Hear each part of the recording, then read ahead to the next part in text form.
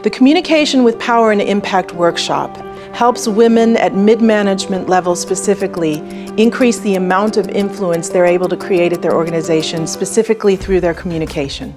The key takeaways of Communication and Power and Impact is that by making a small change in the way you deliver a message, you can create a bigger influence every time you speak. This includes not only the delivery, so your tone of voice and your body language, but also how you frame a message.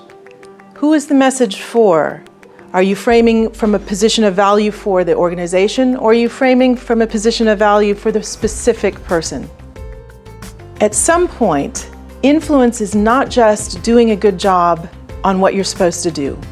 Influence is about building a profile and communicating with your organization so that everyone knows the impact you're having and the impact you want to have and the value that you're bringing.